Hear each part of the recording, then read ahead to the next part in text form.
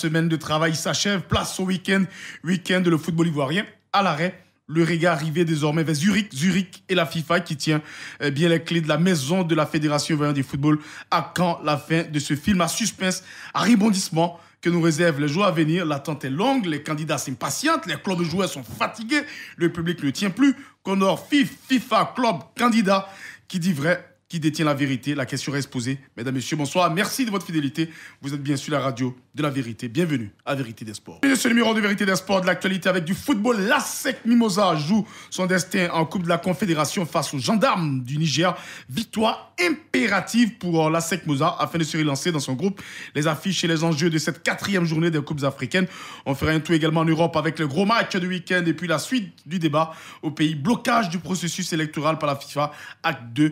FIFA, club ivoirien, qui a raison, à qui profite ce blocage, quelles propositions pour sortir de cette impasse?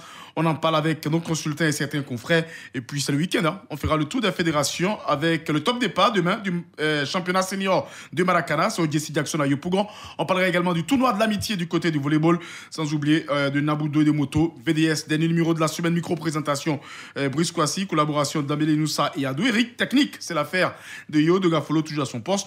Bonsoir à tous, installez-vous. C'est parti. Bonsoir Mourouk Bané. Bonsoir Brice Kouassi. Heureux de vous retrouver. On va débuter avec du volleyball. Petite pause pour les professionnels. Place ce week-end aux amateurs avec le tournoi de l'amitié, de la paix et le tournoi de la 5e édition de cette compétition, ce tournoi-là, prévu dimanche. On en parle avec le patron du volleyball ivoirien, le président de la fédération, Pascal Ouaga, qui est au bout de fil avec nous. Bonsoir, président.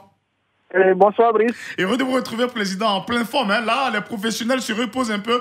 Place aux amateurs. Quel sens donnez-vous à ce tournoi de l'amitié et de la paix au niveau du volleyball?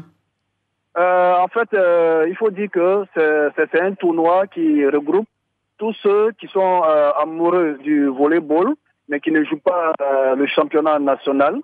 Et donc, c'est pour cela que le président Ahmed Kayet, qui est le patron de la Ligue amateur au niveau de la Fédération ivoirienne de volleyball, a initié ce tournoi. Et nous sommes à la 5e édition de ce tournoi-là, qui va regrouper tous ceux qui sont amoureux du volleyball, qui se retrouvent généralement les dimanches après-midi pour jouer les ripopos.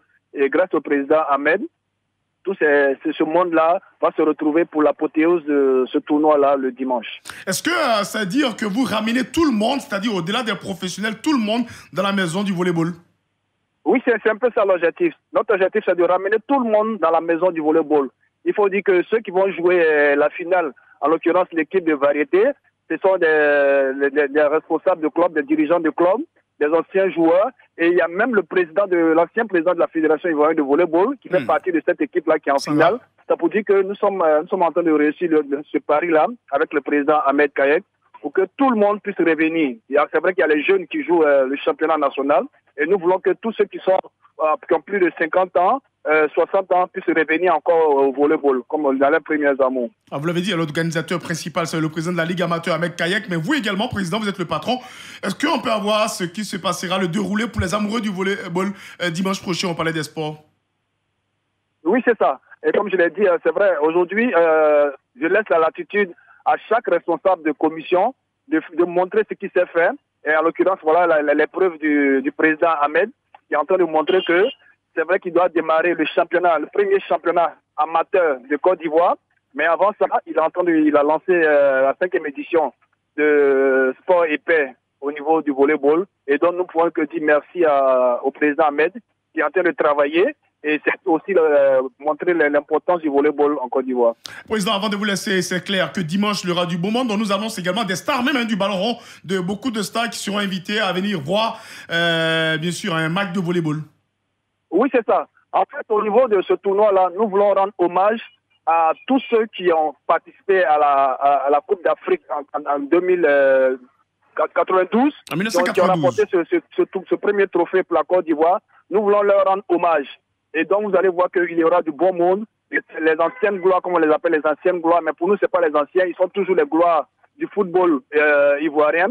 Et les gens disent que mais pourquoi est-ce qu'on est en train d'honorer des footballeurs? Mais il faut dire que c'est petit à petit qu'on est en train de commencer. Les anciens joueurs, les anciens voleurs vont jouer la finale. Et ils vont voir que les anciens footballeurs sont là aujourd'hui. C'est un hommage qu'on veut leur rendre. Parce que c'est pas toujours... on n'a pas l'occasion de rendre cet hommage-là à à ces valeureux, vaillants soldats qui ont défendu les couleurs, qui sont revenus avec ce trophée-là. Et donc, nous, c'est un honneur pour nous. C'est vrai qu'au moment où ils étaient en train de jouer, ils ont gagné, on était là, mais on n'a pas pu jubiler. Donc, c'est une manière pour nous de jubiler et pour montrer la fraternité qu'il y a entre les sports, entre le volleyball et le football. Il n'y a pas de football à part, il n'y a pas de volleyball à part, c'est le sport. Et nous voulons montrer que le sport fait facteur d'union, facteur de rassemblement. C'est un peu ça pour nous. C'est clair qu'on retrouvera évidemment Ben Badi, Youssouf Ali Koufofana, Alain Guamene, toute cette génération des 92. Président, ça débute à quelle heure? Et puis votre appel à l'ensemble du public ivoirien pour cette fête du volleyball. Cette fête va démarrer aux alentours de 13h. Parce qu'à 13h, il y aura le même match en retard au niveau des dames, du championnat national des dames, en l'occurrence l'équipe du CELAM et l'équipe de CSA. Et aux alentours de 14h-15h, nous aurons la petite finale au niveau de la Ligue amateur. Et la finale va démarrer aux alentours de 17h, 17h30. Donc nous invitons le public à venir, les amoureux du ballon au filet, pour les demandons de venir voir.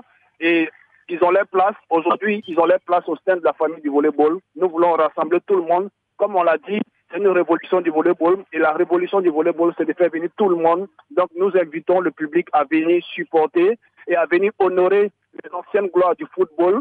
En l'occurrence, comme vous l'avez dit tout à l'heure, Fally Koufofana. Et quand je le regardais jouer, j'avais les larmes aux yeux. Et dimanche, ça sera un honneur pour nous de le recevoir au Palais des Sports. Donc, nous invitons tous ceux qui sont amoureux du football, tous ceux qui sont amoureux du volleyball, de venir au Palais des Sports, à la salle du Hall 1. Nous allons fêter ensemble le volleyball et le football. Allez, merci, Président Pascal Ouaga. Radio Côte d'Ivoire suivra évidemment cet événement. Je rappelle, tournoi de l'amitié et de la paix.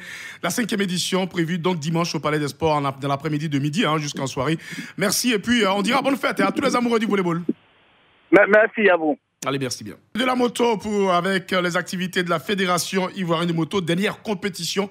C'était à Divo pour la saison 2022, parmi les compétitions 2022. Le point de cette étape avec le président Soumaro Mamadou, président de la Fédération ivoirienne de moto. Nous avons changé de paradigme cette année. Parce que qu'est-ce qui se passe? Quand dans les compétitions, les messieurs ont leur moto. Et puis bon, ils viennent aux compétitions. Ceux qui veulent, ils font. Ceux qui veulent, ils ne font pas. Et on ne peut pas faire une véritable équipe nationale. Alors, donc, on a changé. Cette année, on a donné les compétitions aux départements, c'est-à-dire aux régions. On a essayé Divo, ça marchait. On va commencer Méadji. Ça veut dire quoi? Quand on arrive, par exemple, à Divo, la mairie de Divo nous donne un espace. La mairie de Divo s'occupe de l'équipe qui va être créée là. La mairie de Divo nous donne les pilotes. Nous allons courir pour Divo. Voilà ce qui se passe. Donc, quand il y a des trophées, quand il y a des récompenses, ça reste à Divo. On a commencé cette fois-ci. La finance n'a pas été très grande, mais ce que nous avons démarré là pour Méadji, ce serait extraordinaire. Divo qui a permis de vivre une nouvelle expérience de la moto. Prochaine étape, prochain rendez-vous, ça sera Miyagi. Vous l'avez entendu, le président Soumaro Mamadou nous donne des infos sur l'étape de Miyagi.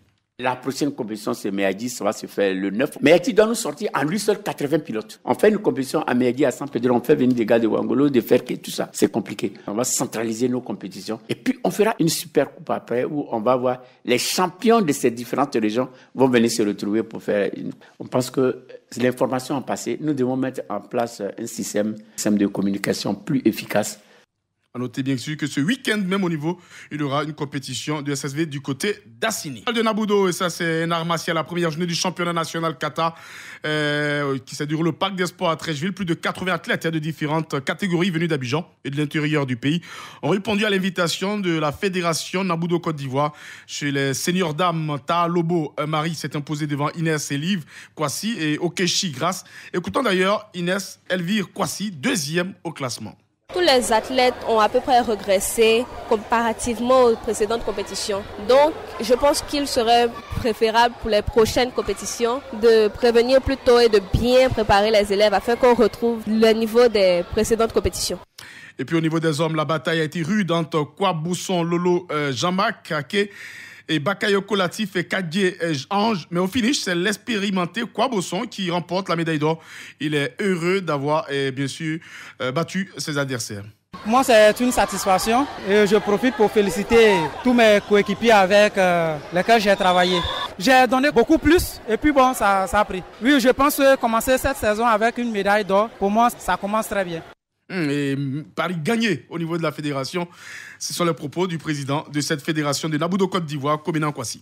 La saison est lancée, nous sommes en plein là-dedans et donc on va dérouler à partir de maintenant, quoi. C'est du non-stop. Le niveau est bon puisque déjà on avait prévu cela, on a commencé la saison par des stages techniques, donc le niveau va monter au fur et à mesure. Mais déjà pour cette première compétition, ce que nous avons vu, le niveau est vraiment bon dans toutes les catégories, même les tout petits, nous ont montré de très belles choses. La suite, on va aller travailler pour essayer de corriger les imperfections que nous avons vues. Il y a des stages qui sont encore prévus et après on va enchaîner avec la deuxième journée et donc c'est vraiment un appel que je vais lancer à l'endroit de tous ceux qui n'étaient pas là aujourd'hui. On voit que le Nambudo ivoirien progresse. À chaque compétition, l'effectif augmente. Vous avez vu aujourd'hui, nous avons passé toute la journée jusqu'à 18h. Ça montre qu'il y a de l'intérêt. Oui, tout à fait. Il y a du monde. C'est justement l'avenir du Nambudo ivoirien. Il y a beaucoup d'enfants qui travaillent avec enthousiasme, avec passion. Nous allons continuer de travailler dans ce sens-là. Je rêve que peut-être dans les 2-3 compétitions qui vont suivre, qu'on puisse peut-être même doubler l'effectif.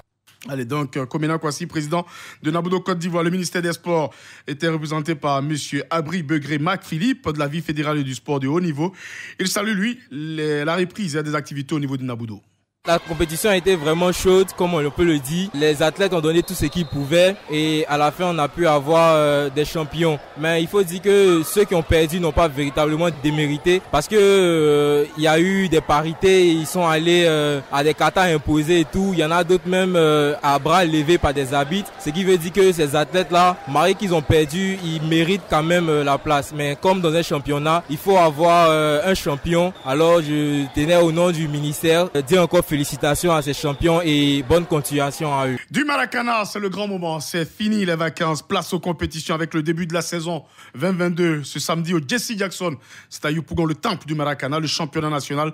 Trocapeur N1 senior. 80 clubs à la conquête du titre de champion. Objectif détrôner Gemas de Guiglo, le champion en titre. Et c'est vraiment demain le grand rendez-vous pour tous les Maracaniers, le top départ de la compétition. Le président Bleu Charlemagne évoque ici l'état d'esprit avant l'entame de la saison. À 24 heures de l'ouverture solennelle de notre saison, parce que le lancement officiel au plan administratif et technique s'est fait le 22 janvier dernier avec la remise des kits vestimentaires aux 78 clubs engagés dans le championnat 2021 qui donc ont eu leur garde-robe renouvelée grâce à mon comité directeur, mais également et surtout aux partenaires qui nous accompagnent. Vu qu'une de nos visions donc, sur la discipline relativement à sa promotion, c'est donc au-delà de la formation des infrastructures et des compétitions, c'est surtout le savoir-paraître. Donc la garde-robe a été renouvelée. C'est des clubs superbement bien habillés que vous aurez à voir donc tout le long de la saison, parce que la fédération, moi-même et mon comité directeur avons décidé que cela soit comme ça depuis donc 2010 que nous sommes aux affaires. 80 clubs engagés, ça promet évidemment du spectacle. Le président Bleu Charlemagne, le patron du Maracana, situe ici les enjeux de la saison 2022. L'appel que je lance, c'est de rendre tout cela concret à partir donc du 12. Il s'agit de 28 journées donc de compétition. Ils auront de quoi être servis, tous ceux qui sont passionnés, et il y en aura 14 villes d'accueil, y compris à Bengourou. 13 villes pour les éliminatoires en 26 journées, et puis la 14e ville, ce sera donc à Bengourou pour l'autre finale. Voilà un peu ce que je voudrais dire. C'est donc convivialité, fraternité et amitié, credo du Maracana, des valeurs sociétales que le Maracanier porte en lui, qui doit prévaloir au cours de cette saison. Amour, on l'a dit, ça promet du spectacle, ça promet de l'attention, de l'enjeu énorme. 80 clubs, ça fait beaucoup pour le Maracana désormais. 28 journées, 14 villes. Le Maracana inonde pratiquement l'ensemble du territoire ivoirien. Ouais, c'est un geste à saluer, c'est un fait vraiment à saluer. Le Maracana qui commence à pénétrer tous les coins et recoins de la Côte d'Ivoire, c'est dire que la plupart des joueurs, ce qui me réjouit, c'est pratiquement beaucoup de seniors, 50 ans, 40 ans, qui ne peuvent plus courir comme lorsqu'ils avaient les jambes de 20 ans, aujourd'hui qui s'adonnent au Maracana. Mais ce que je leur recommanderais, c'est de faire des tests médicaux avant d'aller sur ces terrains. On a vu que beaucoup, par le passé, ils vont sur le terrain et ils s'écroulent en même temps parce qu'ils sont victimes de certaines maladies cardiovasculaires. Il faut les détecter. Mais 80 clubs, 28 journées, j'avoue que progressivement, le Maracana est en train de gagner. Et selon les prescriptions des médecins, il est conseillé de faire un peu de sport. Lorsqu'on dépasse les 35-40 ans, il faut maintenir toujours l'effort physique pour faire battre bien le cœur, pour faire bien circuler le sang. Et je pense que le Maracana est bien arrivé pour pouvoir permettre à ces personnes-là d'assouvir encore leur passion. Ils ont toujours la passion du football et au Maracana, ils s'expriment encore mieux. Surtout ceux qui sont adeptes des dribbles dans des mouchoirs de poche, ceux qui sont adeptes du beau jeu. Et j'avoue que ça fait du plaisir à les voir jouer. Ce qui m'impressionne le plus, c'est bien sûr l'installation du Maracana un peu partout. On a eu le temps de visiter le nord de la Côte d'Ivoire récemment à l'occasion de la radio décentralisée pour célébrer les 60 ans du Radio Côte d'Ivoire, que ce soit évidemment à Korogo, à Faire Kessédougou, à Sinématiali, à Kong, à Boundiali, même à Nassian. La seule fédération représentée partout, c'est le Maracana, c'est-à-dire que le Maracana a su bien tisser sa toile. Effectivement, quand vous prenez ces villes que vous avez citées dans le septentrion ivoirien, quand les fonctionnaires y sont, toutes les catégories, ils sont pratiquement abandonnés, ils n'ont pas d'autres activités. Quand ils finissent leur travail dans le bureau ou bien dans les salles de classe, ils sont oisifs pratiquement. Alors, le Maracana finit par les unir et ils retrouvent encore une seconde famille en allant jouer au Maracana. Et finalement, ils n'ont plus cette envie de revenir vers Abidjan ou bien vers la banlieue, le district d'Abidjan, où il y a une foultitude de personnes dans la fonction publique. Donc, de plus en plus, c'est devenu un sport qui permet de fidéliser et de retenir ces amoureux dans les différentes localités de Kong, de Faire Kessédougou, de Tienungwe, de Nassian, de Doropo et même de Teini, pourquoi pas. Et les fonctionnaires qui y sont affectés ne voient plus la distance, ne voient plus qu'ils ont été rejetés. Ils ne sont pas rejetés hors de la Côte d'Ivoire, mais comme il n'y a pas d'activité disons, ludiques dans ces endroits, ils ont vraiment beaucoup de problèmes. Et je souhaiterais que le commissaire Bleu Charlemagne puisse aussi créer du Maracana pour les dames. Elles en ont besoin. Il y a un championnat des dames, championnat des écoles désormais, ça dit que c'est en train de prendre partout. Hein. Et effectivement, et y inclure les dames qui sont aussi fonctionnaires, ça leur permettra de s'intégrer véritablement dans la vie des populations locales. Là, monsieur est en train de jouer Maracana, madame joue Maracana, personne ne se plaint, on se retrouve après. À midi, on mange à 14h et là, la soirée est gagnée. Oui. Allez, Mouroubani, c'est ça le Maracana. Football avec la CAN 2023 qui approche à grands pas. La Côte d'Ivoire avait réussi l'une des CAN jamais organisées sur le continent. C'est dans cette optique que le comité d'organisation de la CAN 2023, le COCAN, comme on l'appelle, a procédé hier jeudi au lancement d'un nouveau concept dénommé COCAN Business Club. C'est un cadre de rencontre et d'échange entre le COCAN et les acteurs du secteur privé afin de fédérer, de proposer des solutions pour une meilleure organisation de la prochaine fête du sport du footballeur africain dans moins de 500 jours en Côte d'Ivoire. Ce fut donc l'occasion pour le ministre François Albert Micha, président du COCAN, d'exposer sur les opportunités pour les entreprises d'associer leur image à l'organisation de cette fête.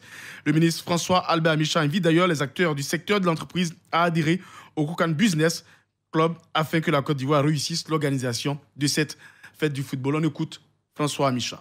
Ceux qui sont là ont montré l'intérêt que le monde de l'entreprise accorde à l'organisation de la CAN. Il y a certains qui n'ont peut-être pas reçu leur invitation, d'autres qui n'étaient pas informés. Les portes du COCAN leur sont ouvertes. Nous sommes à Marcory résidentiel à la rue Neptune avec une direction exécutive qui a en charge de coordonner le travail des commissions, mais surtout de coordonner le travail de tous nos partenaires. Donc c'est un appel solennel que nous lançons aux uns aux autres. La CAN, ce n'est pas seulement l'affaire du comité d'organisation. La CAN, c'est l'affaire de tous et c'est ensemble que nous la réussirons. Cela passe par les infrastructures sportives, les infrastructures hôtelières, les infrastructures médicales, mais également la formation des jeunes bénévoles, la formation des volontaires et puis surtout de pouvoir laisser un héritage à la Côte d'Ivoire après la CAN 2023. C'est cet engagement que tous les participants au lancement ont pris et je voudrais donc les remercier et dire que le travail commence maintenant parce que 2023, c'est demain. Voilà, donc le patron du Kokan, Albert François Amicha, et puis le lancement du Kokan Business a réuni une centaine de responsables du monde de l'entreprise dans un hôtel, on l'a dit, de Makori. Suivant à cet effet, les réactions de quelques responsables d'entreprise. Docteur Diomondé, président de la Confédération patronale unique des PME de Côte d'Ivoire, nous pensons que c'est une excellente initiative, le fait non seulement d'associer les petites et moyennes entreprises de Côte d'Ivoire à un événement sportif, mais qui est un événement également business. Donc les PME comptent prendre toute leur place dans l'organisation de cette CAN. Nous avons dit au président Amissa que nous souhaitons signer une convention avec le COCAN afin que les PME puissent participer activement, participer à des appels d'offres. Vous savez, lorsqu'il y a un appel d'offres international, bien souvent les petites et moyennes entreprises n'ont pas les moyens pour payer les cautions et autres. Donc nous voulons voir avec le président, le ministre, afin qu'une part de marché soit attribuée aux PME ivoiriennes exclusivement. Je suis Tchela Gobé, responsable finance et marketing à SGPS Industrie. Alors je trouve déjà une initiative à féliciter parce qu'il y a la transparence. Et là, en tant que PME, on souhaite vraiment être intégré dans les processus d'appel d'offres. Et même si avec la taille des entreprises, on n'est pas assez compétitif, on souhaite être aussi revu en première classe pour les sous-traitances et ne pas être mis en marge. Et déjà, nous remercions l'initiative du COCAN de nous associer à cet événement. Là, ce sont les entreprises, mais les hommes de culture entendent également jouer leur partition pour faire de cette compétition une réussite. Écoutons la star, Latis Assalfo. Non seulement c'est une initiative inédite, mais elle est très belle de par sa teneur, de par son contenu. Le fait qu'on puisse créer une interconnexion entre les entreprises, entre tous les acteurs qui voudraient participer à cette CAN, c'est quelque chose qui n'avait jamais été vu auparavant. Donc du coup, ça devient inclusif et tout le monde est invité à participer, il n'y a pas de barrière. Et en plus, cerise sur le gâteau, c'est ces informations actualisées qui vont nous permettre d'améliorer notre contribution à cette CAN. Mais moi je dis que la culture a un rôle très important à jouer pour cette CAN. Un match dure 90 minutes, mais les 22h30 minutes qui restent dans la journée, il faut vraiment occuper ceux qui viennent. Or, on dit que c'est la CAN de l'hospitalité. Donc la Côte d'Ivoire, c'est de par sa culture qu'elle saura accueillir tous ses visiteurs. Et nous, les hommes de culture, nous avons un rôle très important à jouer, et avant, et après, et pendant la CAN. Parce qu'on va devoir montrer que la Côte d'Ivoire mérite cette appellation de la terre d'hospitalité, comme le dit notre hymne. Donc on va donner le meilleur de nous-mêmes pour que ceux qui partent ne partent pas seulement avec de belles rencontres qu'ils ont vues, mais partent aussi avec cette manière d'accueillir de la Côte d'Ivoire. Donc le trophée, on doit le remporter sur deux pans. On doit le remporter sur le terrain, mais on doit le remporter aussi hors du terrain. Salfo, lead vocal des groupes Magic System, s'est lancé. Nous sommes à moins de 500 jours de la CAN ici en Côte d'Ivoire. Et là, c'est clair, on associe, le COCAN fait bien de commencer, parce qu'on le dit mieux vaut tard que jamais, avec les entreprises, avec les hommes de culture et tous ceux qui peuvent apporter un petit quelque chose à la réussite de cette Coupe d'Afrique des Nations. Effectivement, le COCAN, dans son rôle, le COCAN veut mobiliser tous les Ivoiriens de quelque bord qu'ils soient, les artistes, les anciens joueurs, les joueurs eux-mêmes, et surtout galvaniser ceux-là même qui vont être sur le terrain pour les amener à être de vrais patriotes et à pouvoir conserver le trophée ici en Côte d'Ivoire. Et j'avoue que les autres parties prenantes, les artistes, les anciens joueurs, la population dans son intégrité, dans son entièreté, dans toutes les régions, a beaucoup à faire parce que cette CAN-là va être décentralisée. Ça ne sera pas seulement Abidjan, mais il y a Yamoussoukro, San Pedro, Korogo. Ouais. Il faut qu'on se mobilise. Ce n'est pas la peine que les habitants du nord, du septentrion de la Côte d'Ivoire, viennent tous à Abidjan et déserter le stade Amadou Gon Coulibaly. Et à San Pedro aussi, les populations du sud-ouest doivent se mobiliser pour pouvoir réserver un accueil à à toutes les équipes qui sont reçues. C'est dire que dans toutes les régions, il faut se mobiliser. Et puis la fête aura lieu au stade Alassane Ouattara de Bimpe, le jour de la finale. Toute la Côte d'Ivoire, comme un seul monde, doit se retrouver avec les artistes pour mettre l'ambiance, pour que, même si, par extraordinaire, nous n'avons pas le trophée, on puisse partir de la Côte d'Ivoire avec une très très bonne image, un pays accueillant, un pays hospitalier, comme tous les présidents l'ont démontré jusqu'à ce jour. Comme l'a dit Assalfo, il y a 24 heures dans la journée 1h30, c'est le temps des matchs. Il reste 22h30 à meubler. Dans cette journée, à chaque jour de la CAN, il a raison. Les 22h30, c'est vraiment beaucoup de boulot à faire. Allez, la CAN, c'est dans moins de 500 jours. On en parle. Mais pour avoir une bonne CAN, il faut avoir une bonne fédération, une fédération stable. On en parlera tout à l'heure. Place ce week-end aux Coupes africaines pour le championnat. Pas de championnat à raison des décès de 2 présidents. Le président du Marawi FC et le président Soloba, qui a été inhumé il y a quelques jours. Marawi FC, c'est tellement ce week-end. Donc, pas de championnat, pas de match de Ligue 1, pas de match de Ligue 2. Mais en Ligue 2, il y a un gros format qui nous attend très bientôt. Africa Stade d'Abidjan, 4 points séparent les 2 équipes. Ça promet, ça sera tellement à suivre en direct sur Radio Côte d'Ivoire. Et puis, la reprise au niveau de la Ligue 1, le top départ de la deuxième phase avec la 14e journée. Vous aurez le programme certainement la semaine prochaine. Mais bien avant, ce week-end, il y a les Coupes africaines avec l'ASEC Mimosa, dernier représentant africain qui est en Coupe africaine.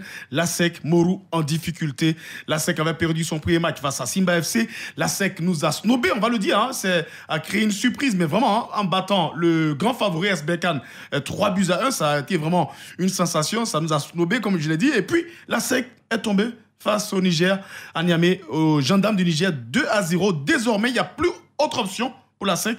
Victoire impérative, ça sera du côté du Cotonou. L'ASEC joue dimanche face à l'USM.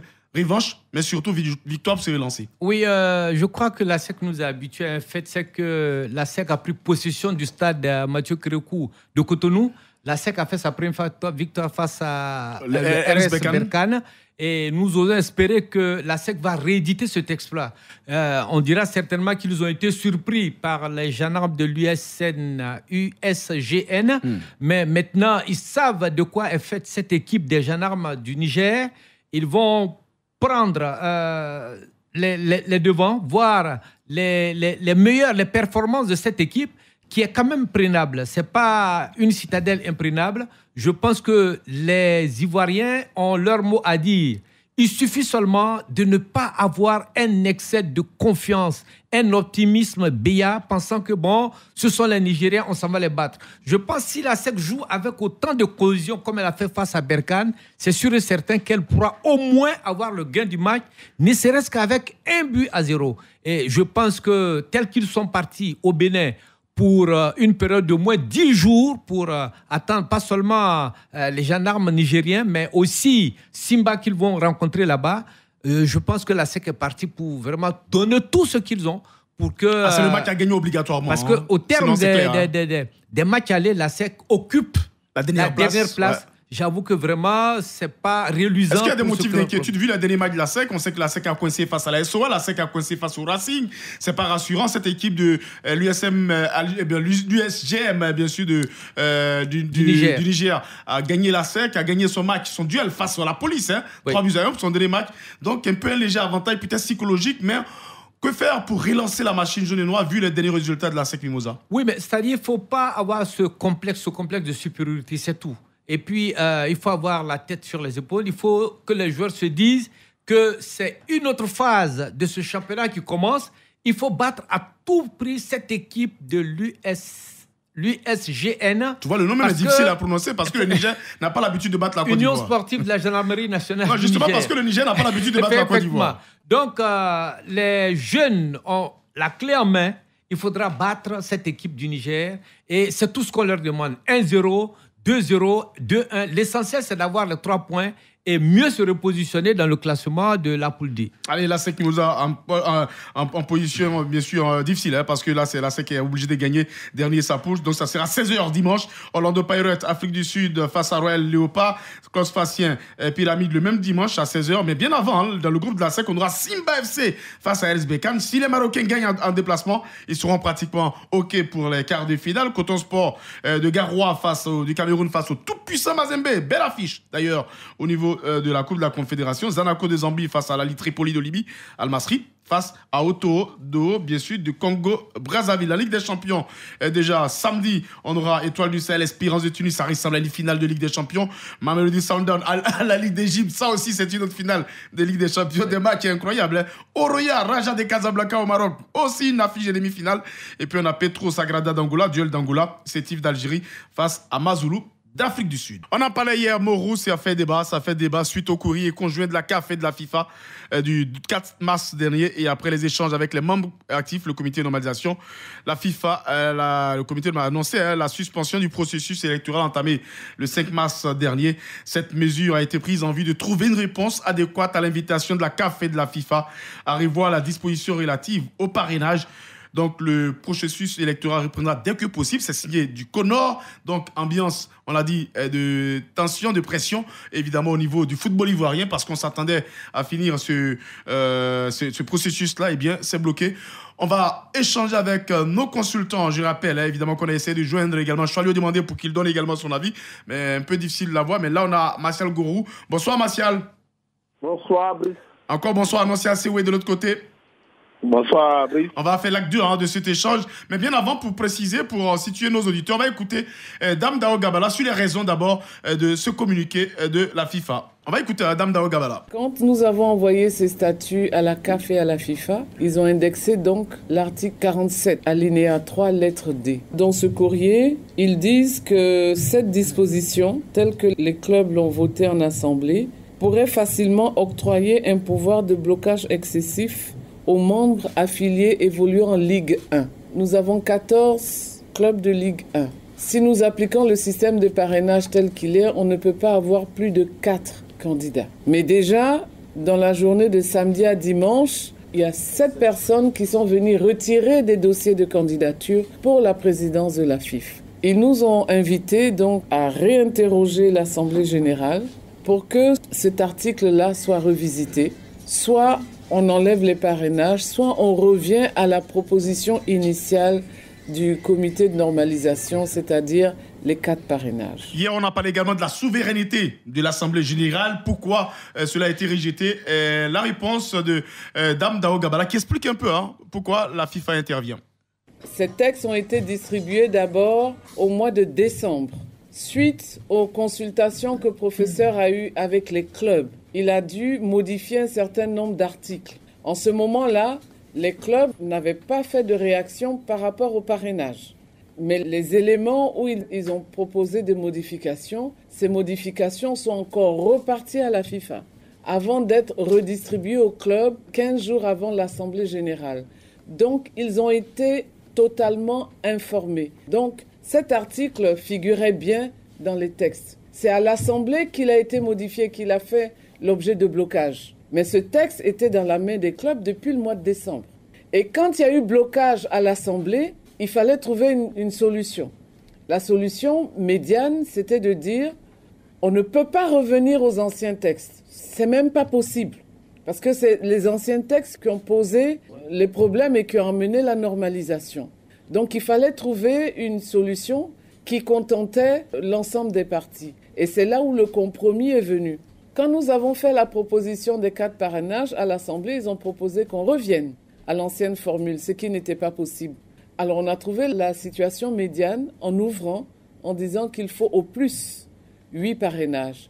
Et les clubs qui parrainaient étaient tenus de nous notifier les parrainages. Explication de Dame Dao Gabala. On revient avec vous, Morou, Martial et puis Annoncia. Annoncia, pour revenir, hier, on vous écoutait avec beaucoup d'attention. Vous l'avez dit, si la FIFA insiste, si la FIFA tient, il faut laisser revenir à l'ancien parrainage, à 4 parrainages, de permettre à la plupart des candidats de se présenter. Vous restez toujours sur votre position. Mais est-ce qu'on peut dire que cette décision de la FIFA profite à un candidat ou à des candidats? Non, mais Brice, je le dis, parce que moi, c'est désolant de savoir que pour une affaire de parrainage, on perd encore 2 ans. 2 ans. Je le dis, les tests sont faits pour évoluer. Dans la vie, il faut passer à autre chose. 2 ans que nous traînons pour une affaire de parrainage. 2 ans que l'article 47 est sujet à polémique. 2 ans qu'on traîne le président de club dans la boue. 2 ans qu'il y a la galère, 2 ans qu'il y a les injures, 2 ans que tout le monde se malmène sur les réseaux sociaux, 2 ans que la FIFA est en lambeaux, le football ivoirien traîne dans la boue. Je pense qu'il faut en sortir. Pour en sortir, il faut un minimum de compromis. Qui a peur des 4 parrainages? Qui a peur de la situation des parrainages? Qui a peur de ces élections? Allons aux élections pour passer. Mais on a l'impression qu'il y a des règlements de compte. Il y a les gens qui veulent des revanches. Il y a les gens qui veulent se faire du mal. Non. Le football, c'est le fair play. Moi, j'ai mal de savoir les dirigeants aujourd'hui qui ne font rien en chaîne de faïence. C'est vrai qu'ils se retrouvent, ils peuvent rire, mais quand même, pensons aux jeunes gens, pensons à l'on, qui dans cette normalisation. On dit non, le comité de normalisation veut s'éterniser. Mais pourquoi le comité de normalisation propose un article sur la supervision de la FIFA? On va en Assemblée générale et on revient encore au niveau des 8 parrainages qui ont créé des palabres, qui ont créé des divisions au sein de l'Africa, au sein de l'amicale des arbitres. Mais à un moment donné, il faut s'arrêter. Et il faut dire stop. Il faut quitter dans cette crise. Si la FIFA dit pour une sortie de crise, on ne met pas non. En France, il y a le parrainage. Au Burkina Faso, il y a le parrainage. Mais je le dis, en France, il n'y a pas de crise. Au Burkina Faso, il n'y a pas de crise. Ils sont passés à autre chose. Donc, on peut sortir, même au niveau de la FIFA, on parle de moins 5 parrainages. Mais au niveau de la FIFA, on ne parle pas, il faut avoir un parrainage en Asie, il faut avoir un parrainage en Afrique du Sud. Non, on ne le dit pas. Donc, quittons dans la catégorisation, allons aux 4 parrainages pour avancer. Monsieur Martial, vous l'avez dit hier, franchement, sans vous cacher, évidemment, on le sait. Vous dites que la FIFA veut forcément que Didier Drogba soit candidat. C'est pour ça que tout cela est en train d'être revu, tout ça. Vous restez sur votre position, mais vous, est-ce que, pour ceux qui sont les soutiens de l'ancien capitaine des éléphants déclaré candidat à cette élection, ceux qui disent, bon, s'il n'a même pas de parrainage, allons-y, et puis que les autres battent Didier Drogba. Brice Kwasi, je pense que quand on appartient à une association, il y a des conditions d'éligibilité qui existent. Soit la FIFA nous dit, on met le compteur à 0, il n'y a plus de conditions d'éligibilité et tout le monde y va, mais tant qu'il y a des conditions d'éligibilité, même quand ça s'appelle Didier Drogba, il faudra respecter ces conditions-là. Donc je crois que c'est un peu ça. Maintenant, j'écoute un autre qui parle. Pourquoi ce fétichisme des chiffres, le 4? Pourquoi pas le 5, le 7, le 6? Pourquoi pas le 2 également? Voilà, pourquoi pas le 2? Il y a 80 membres actifs, 81. Ils disent qu'ils ne veulent pas de catégorisation. Ok, allons-y. Ils pensent qu'ils ne peuvent pas avoir plus de 4 candidats. À partir de 81 membres, on peut avoir, il y a 8 parrainages qui sont là, on peut avoir une dizaine de candidats. Donc je crois que si on enlève la catégorisation, si on part sur la base de 80 membres actifs, il peut y avoir une dizaine de candidats. Donc je pense que le problème est là ailleurs. Je crois que les acteurs du football ivoirien se sont retrouvés. À l'Assemblée générale, le CONOR n'a jamais dit le nombre de parrainages était demandé obligatoirement par la FIFA. Et donc, à cette Assemblée qui a décidé de 8 parrainages, il y avait Api Dieudonné, qui est le représentant de la CAF et de la FIFA. Ce dernier a dit clairement que la FIFA n'avait pas d'opinion particulière et que les membres actifs pouvaient prendre les décisions qu'ils voulaient. Mais Martial, que dites-vous de ceux, Martial, que dites-vous de ceux qui disent qu'il y a l'article 47 qui dit à tout moment la FIFA peut intervenir et que les présidents de club n'ont pas vu? Oui, Brice, Kwasi, je souhaiterais, les Ivoiriens nous écoutent, je vais éclaircir une fois pour toutes ce problème. Intervenir à tout moment ne veut pas dire que la FIFA doit se mettre en dehors des statuts qu'elle-même, ses propres statuts. La FIFA dit les membres, les associations membres doivent être en conformité avec les statuts de la FIFA. Je mets quiconque au défi. Je mets un ancien au défi qui me disent quel est l'article dans les statuts de la FIFA qui dit qu'au niveau des parrainages, il y a un nombre qui doit être retenu. Ça n'existe pas. S'ils me disent au niveau de la FIFA quel est le statut qui interdit la catégorisation. Et c'est pourquoi au Burkina Faso, il y a 9 parrainages qui sont demandés et il y a des catégorisations. On demande 3 clubs de première division. Pourquoi est-ce que la FIFA n'interdit pas cette catégorisation au Burkina et que c'est en Côte d'Ivoire que ça doit se faire? Annoncia, juste à côté de vous, parce que Moroubari a eu à Annoncia. C'est tellement vous avez une réaction sur ce que dit Martial là. Je dis à Martial qu'à un moment donné, je dis, quand on est en crise, on fait des compromis. Aujourd'hui, à qui profite la crise? Justement, la question est posée. On dit que le comité de normalisation veut s'éterniser. Le comité de faire des propositions. Il y a eu un problème sur les 8 parrainages. On coupe la poire en 2 pour dire on passe à 4 parrainages. On peut même s'aligner, même si les parrainages au niveau de la FIFA pour passer à 5. Mais je dis, nous voulons sortir de la crise et aller aux élections. Ceux qui pensent qu'ils sont majoritaires, ils vont gagner dans les unes. C'est ce que je dis. Mais c'est un bras de fer. Est-ce qu'ils connaissent les enjeux? C'est la Côte d'Ivoire qui est menacée. Au Mali, en 2019, lorsque les élections, il y avait un problème pour l'adoption des tests, la FIFA a sorti le bâton pour dire si vous ne vous attendez pas, vous êtes suspendu. C'est ce que les gens veulent en Côte d'Ivoire, qu'ils nous le disent. S'ils veulent que la Côte d'Ivoire qui prépare la CAN, qui a investi plus de 500 milliards, soit suspendu, on se dit, ou bien on se retire de la FIFA et de la CAN. Je le dis, nous sommes en crise. Ça fait 2 ans qu'on se bat pour une affaire de parrainage. C'est ce que je dis à Marcel Gourou. C'est pas une affaire de Burkina, de France, non, non. Nous sommes en crise parce qu'il y a des problèmes sur le parrainage. Pour en sortir, il faut faire des compromis. C'est tout ce que je dis. Tout le monde est fatigué. À un moment, il faut arrêter, c'est tout. Allez, M. Boroubané, ici en studio, justement, la question fait débat. On le sait, organiser une nouvelle AG sur la question du parrainage. La question du parrainage doit être définitivement écartée. Ou quel quota, nouveau quota pour un parrainage pour qu'on puisse véritablement aller aux élections, parce que c'est l'essentiel, les élections. Oui, à écouter nos 2 amis qui sont au téléphone, je dirais que je penche légèrement pour Annonciation Way, parce qu'il faut sortir de cette crise. Et en sortant de la crise, on perd beaucoup, et ça veut dire qu'il faut aller sur de nouvelles bases. Aujourd'hui, ceux qui nous mettent les bâtons dans les roues, il y a la FIFA, avec son majordome Véron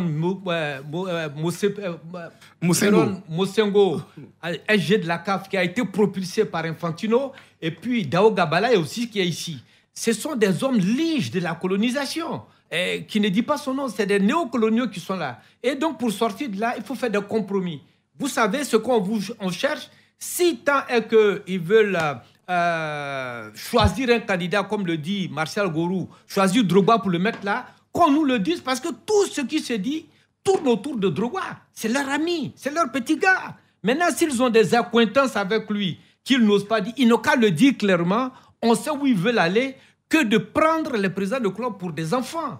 Ça ne se fait pas. Que le président de club même quand il parle de catégorisation, de toi à moi, à la Coupe du Monde, l'Europe fait 10 millions de kilomètres carrés. L'Europe a 13 représentants à la Coupe du Monde. L'Afrique fait 30 millions de kilomètres carrés. L'Afrique n'a que 5 représentants à la Coupe du Monde. C'est ça aussi la catégorisation. Donc, il ne faut pas qu'on prenne des mots pour chercher à nous berner, à nous dire du n'importe quoi. Et je dis que la catégorisation existe partout. Martial a relevé au Burkina, ça existe partout. Ce sont des hommes responsables. Est-ce que Dao Gabala a une équipe? Est-ce qu'elle sait comment on gère une équipe? Elle s'est retrouvée à la tête du Conor avec le professeur Martin Bléou, avec un autre Maître Abbé. Ils ont des faveurs mirobolantes. Ils ne veulent pas s'en détacher. Ils font des lettres et puis ils disent ils font des rapports vraiment fallacieux. Ah, vous avez l'impression que le comité veut s'éterniser? Il veut s'éterniser, ça c'est bien. Parce qu'on ne peut pas comprendre que le mardi, c'était le mercredi, on devrait prendre les candidatures. Le mercredi à midi. Le mardi, à 13h, 14h, il y a une lettre qui tombe pour dire qu'il faut arrêter le processus. Le timing. Je pense que Dao Gabala n'y est pas exemptée. Elle n'est pas blanche comme neige. Elle fait tout pour pouvoir rouler. Parce que du coup, son mandat qui devrait finir le 30e mars est prorogé encore, certainement jusqu'à ce qu'un jour elle devienne. Mais elle ne connaît pas un peu les rouages de la gestion d'une équipe. Elle n'a même pas d'équipe à gérer. Elle ne peut même pas diriger une équipe de football. Ok, monsieur, proposition concrète. On va commencer avec Martial Gourou pour terminer. Martial, que faut-il faire? Accepter les propositions de la FIFA et de la CAF ou bien faire, comme les clubs ont un peu engagé, un petit bras de fer? Bon, moi je pense que la FIFA a ramené les membres actifs de la FIFA à leur copie. Que doivent faire les clubs et les groupements d'intérêt? Bon, je pense qu'ils n'ont pas les moyens rapides pour faire obstacle à la volonté de la FIFA d'imposer les 4 parrainages. Parce que logiquement, les clubs, les membres actifs sont fondés de saisir le TAS. Mais vous savez, avec le TAS, ça peut mettre 3 mois, ça peut mettre 3 mois, 5 mois, 6 mois. Ça va permettre au Conor de s'éterniser. Donc, je pense qu'ils sont obligés d'accepter la décision de la FIFA, aller aux élections pour mettre fin au mandat du Conor et revenir à la normalité. Car la force de la FIFA s'arrête aux portes des urnes. Ok. Allez, ça rejoint pratiquement le compromis proposé par Annonciation. Oui, c'est ça, Annonciation. Oui, mais tu sais, c'est ce que je dis aux gens. Ils n'ont aucun pouvoir pour contester la FIFA et les décisions de la FIFA. Parce que les clubs même sont soumis déjà à la FIFA et la Fédération ivoirienne de football doit respecter les décisions de la FIFA. C'est la festière, c'est la CAF. Quand on est fâché, on craque la porte. Or, les enjeux sont colossaux pour la Côte d'Ivoire. À un moment donné, il faut apprendre à respecter les gens. Je n'ai jamais vu des mémoires de journalistes, je n'ai jamais vu une AG de la CAF et de la FIFA qui a commencé à 9h pour se terminer et quand à 1h, 2h du matin. Je n'ai jamais vu. C'est ici, on mélange tout. Parce que lorsqu'on vous donne des documents à viser, vous faites des réserves, vous écrivez au comité de normalisation. Ils n'ont jamais soulevé ce problème des 4 Fahrenheit. Arrivé à l'âge, ils changent de bouche, ils changent de stratégie, ils mélangent tout et ils reviennent à l'ancien truc pour mélanger tout le monde. Que les clubs là prennent les responsabilités. S'ils veulent que le comité de normalisation, s'il y a des clubs qui méritent pour que le comité de normalisation reste là, qu'ils le disent. Parce que ceux qui sont là, ils ont fait leur preuve en Côte d'Ivoire. Madame Gabala est au niveau de plusieurs sociétés dans le monde. Il faut respecter ceux qui sont là. Les acteurs, ils sont 81, c'est eux qui votent. La balle est dans les camps, qui se réunissent pour adopter les 4 Fahrenheit pour aller aux élections. Merci. Tout ce discours, c'est de distraire le monde. Parce qu'à un moment donné, 2 ans pour une affaire de pareil. Et puis, ce qu'il Machar le dit, Didier Drogba, il n'est pas étranger dans le milieu du football ivoirien. Il est candidat, vous le battez aux îles. Allez, donc, tous rendez-vous en vous entendant. Allons à l'essentiel, le compromis. Morouk Bané, vous l'avez dit également. Hein. Allons, peut-être les unes vont nous départager finalement pour boucler cette affaire d'élection. Je ne suis pas président de club, mais je pense que les présidents de club doivent mettre de l'eau dans leur bissap ou bien leur nyamakoudi. Allez, ils sont frustrés, certes. Ils n'ont qu'à accepter cette énième couleuvre, ils vont l'avaler. Et puis, ils n'ont qu'à aller aux élections. Ils n'ont qu'à aller encore réviser ce texte selon la volonté du saint Gianni Infantino de la FIFA, parce que c'est lui qui fait et défait les différents présidents. On ne peut pas comprendre qu'un pays comme la Côte d'Ivoire, si petit, la Terre compte environ une superficie de 510 millions de kilomètres carrés, la Côte d'Ivoire n'a que 322 000 kilomètres carrés. Comment la Côte d'Ivoire peut être aussi une terre tant passionnée, tant ballottée par-ci, par-là? J'avoue qu'on connaît, nous tous, nous savons les intentions cachées, inavouées d'Infantino, qu'ils le disent et puis bon, que les présidents aillent aux élections. Allez, merci Morobou. On lit rapidement pour terminer, bien sûr, quelques écrits de nos auditeurs. Henri Yoboué qui nous écoute des Croix de Mankono. Moi, personnellement, je soutiens la FIFA et la CAF. Les gens ont pris en otage notre football depuis des décennies. Il faut que tout soit bien clair avant de passer aux élections. Et puis, côté Kwame Kra, Eric Adou, à travers cette suspension, il faut regarder comment le film va se terminer pour bien parler. Monsieur Namori Bakayoko, à travers votre calcul, je dénonce avec la dernière régie l'ingérence de façon illégale de la FIFA dans le processus électoral du président de la FIFA. En effet, la FIFA, une mafia internationale, essaie d'imposer un candidat. Et puis, écrit également monsieur Amoulaye Ngata. Pour moi, c'est ce qui est normal que la FIFA a fait. Sinon, le problème, c'est nos présidents de club qui se laissent manipuler pour certains candidats si on donne son parrainage au bureau sortant. Alors, pourquoi le GI, ça a été créé et contre qui? Bonne émission à vous. Et puis, pour terminer cette phrase, à travers cette suspension du processus, il faut regarder comment le film va se terminer pour bien en parler. On espère qu'il y aura les élections. Merci à tous. Bon week-end. Radio Côte d'Ivoire, Abidjan, 88.fm.